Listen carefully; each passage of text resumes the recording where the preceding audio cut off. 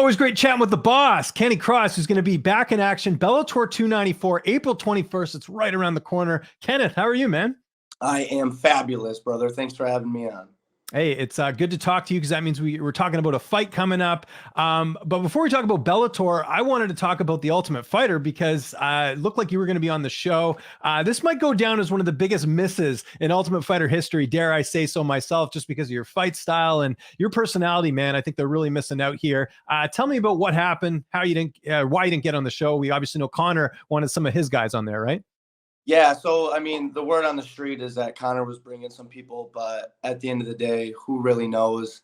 I was there for 2 weeks in the hotel, training, icing myself from all the fighters, getting ready for the biggest opportunity in my life, show the world a little bit of who I was and make everyone laugh. Like I was ready to be a clown and be myself because I'm playful in the gym once obviously I get to know people and express myself. So I was super thrilled and excited to go and be a part of the show. God had other plans, and at the end of the day, there was 24 of us there for 16 spots.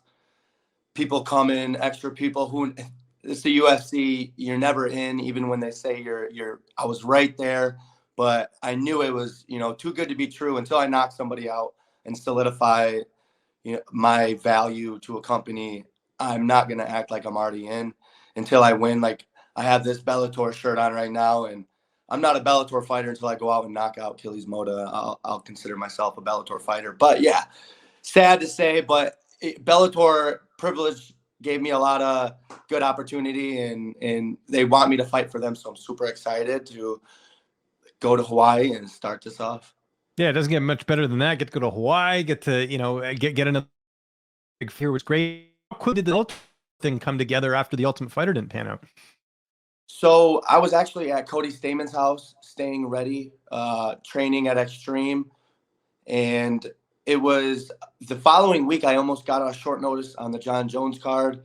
Another Damn, I was at that card. I could have finally, because I had heard rumblings that you were in Vegas and stuff. So that's too bad. Sorry, I didn't interrupt, by the way, but just got a little excited there. It was crazy.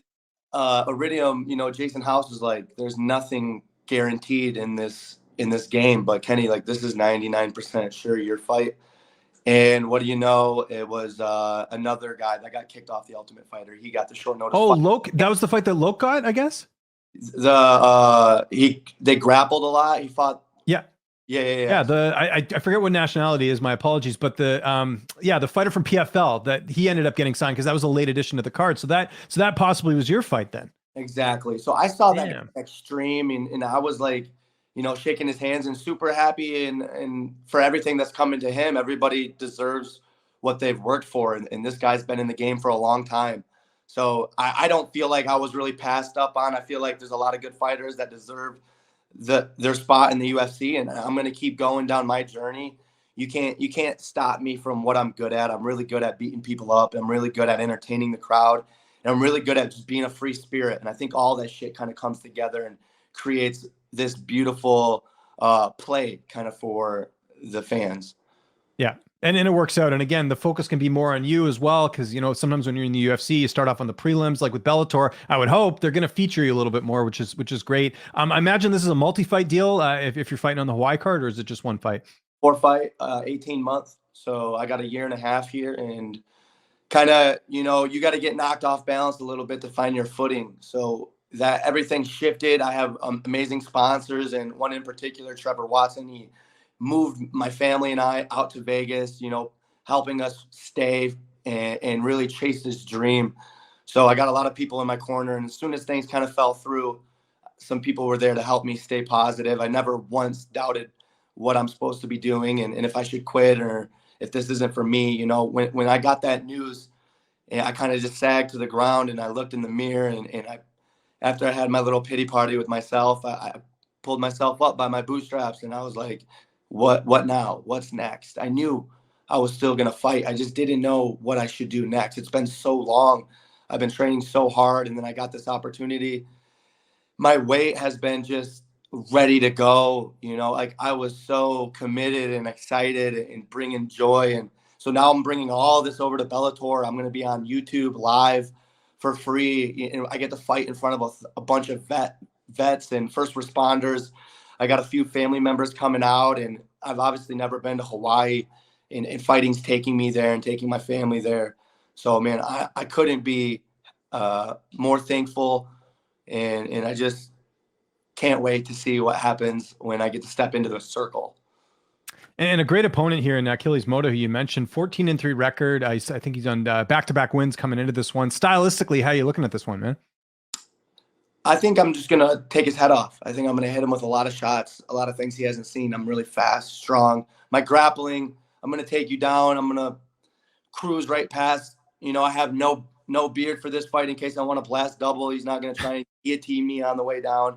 So I got a lot of different plans, and I got good coaching and teammates over here that are solidifying my thoughts and allowing me to be me, and just toning me down a little bit, keeping me in the pocket and letting me breathe and express myself there. But this fight's going to go one of 10 ways, whichever way I want it to go. I think that's kind of the way I'm training, and I'm taking off now. So I don't think there's anyone that's going to be able to stop me.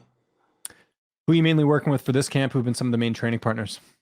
I got Max Roshkoff helping me with my grappling a lot and showing me some high level skills there. I got McKinney. What's his name? Cody Stamen, obviously.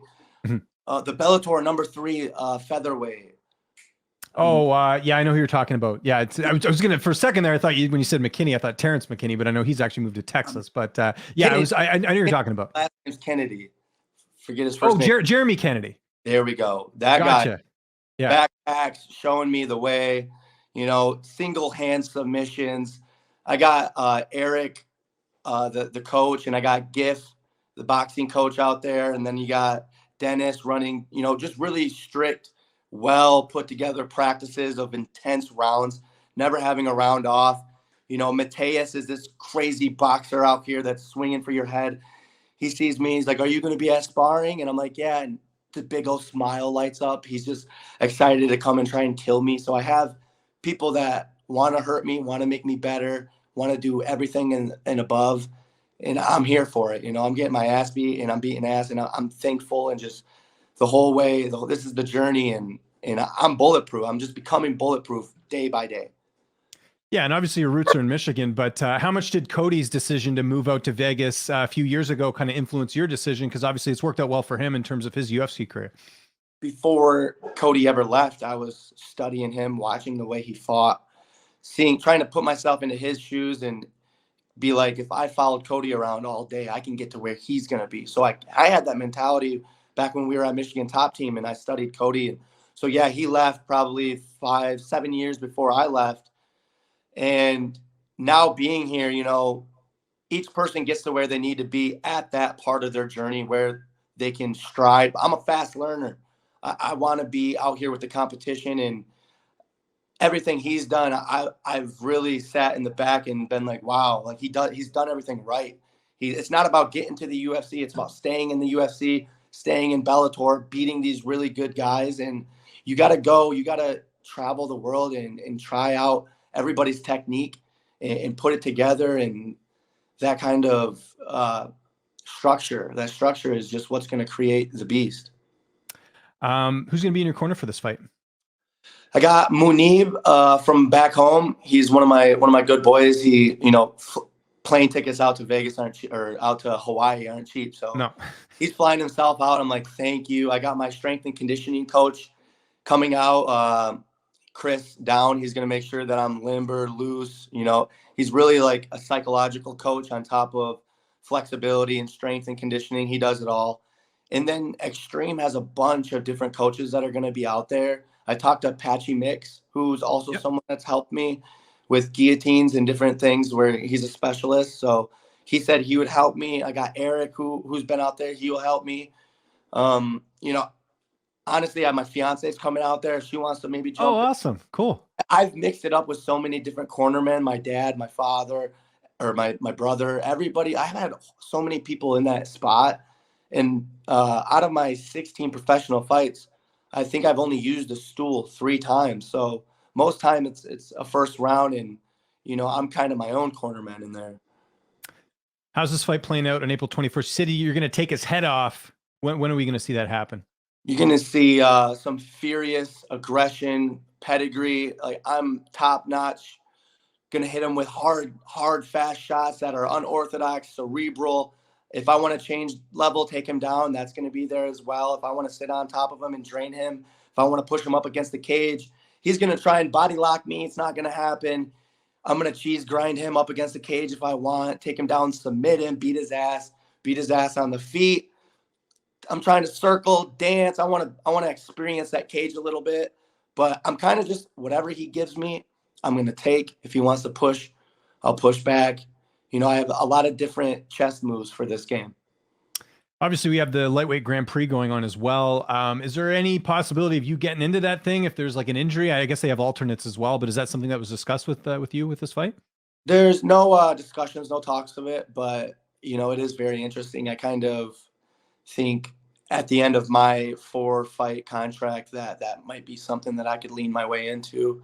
It's definitely tempting. I've seen I watched the first go of the tournament, and those guys aren't playing around. Those guys know what they're doing. These Bellator, UFC, it's all the fucking same. These guys are high level. So if it makes sense, I'm in there, but I'm just taking one fight at a time and listening to everybody in my corner, listening to God and trusting my body.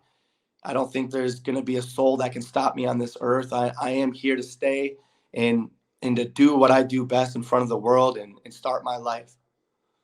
Before we get out of here, I know it was a couple months ago, but how inspiring was it to see Jamal Hill win the UFC title? I know Michigan's a pretty tight-knit community as far as the fight game goes. How cool was that to see him hoist UFC gold like that? It's speechless. It's hard to 616 shout out. Like, I was born in Grand Rapids. I fought with Jamal. He's hilarious. He's a great dude. And to see him after all these years of beating people that people would say are better than him, and he believed in himself the whole way, beats Glover Teixeira, takes out the champ, becomes the champ, all the way from Dana White Contender Series, battled his way through, took one L, shook it off, and believed in himself. This guy knows, just like Izzy, these guys know that they can do it. So I know I can do it watching Big Bro do it. And just one more thing, kind of on the Michigan scene, our mutual buddy there, Liam. I know, I don't know if he's still working with you at all. Obviously, you're with Iridium now, but how happy was he for you to get this opportunity with Bellator? Because I think all of us sort of in the know knew it was only a matter of time whether it was UFC, Bellator, you getting an opportunity like this. And I know you guys have been working together for a very long time. He was very happy, but it's also bittersweet because I believe I had a Bellator offer when I was with Liam. So, the money probably would have been a little bit different in Iridium, the structure they have to get me the next best fight and to really take care of me out here. I feel safe, but it's disheartening and it sucks losing my best friend and my long-term manager to try to fit my way into the top, the UFC. He's super happy. He's very, very grateful he's still going to be riding with me, and he's got his own complications in life, or he'd be out here in Vegas with me. He could live with me. That's my ride or die. And I can't wait to get him involved in the game again in an uncertain way, because everything's uncertain, but he's not done with MMA and I'm not done with him. Like, we have a whole rest of our life to plan. And that's number one, ride or die. That's my boy. Kenny, always appreciate the time, man. Bellator 294, April 21st, right around the corner. If there's anyone you want to thank, man, any sponsors, any social media, anything like that, I'll give you the last word. I know I already shout out Trevor Watson, but Freedom Garrison, thank you so much. It means more than anything. Zoe's Good Burger, Zoe back at home in Michigan, best chicken sandwich you could ever find. Thank him as well, and everybody around Dearborn area. Love you guys. A&T Gleason, thank you guys so much. Feed Me Michigan, Alex Farhat, Potter's Tree Service, Phoenix, obviously Chris and Hillary Down, my strength and conditioning coaches back then. And I know we got Lifetime Medical, Dr. Mike El-Narani. Shout out to you, bro. Everybody that has supported me, believed in me, and continues to push. I'm going to I'm going to bring everything to fruition on April 21st, Bellator, Hawaii, in the circle, live on YouTube. I'm so excited. Thank you, James, for having me. Love you, bro. You've been in almost every one of my houses interviewing me, from That's right. being homeless to being in Vegas. We're here now. Thank you as well. And yeah, I'm just grateful.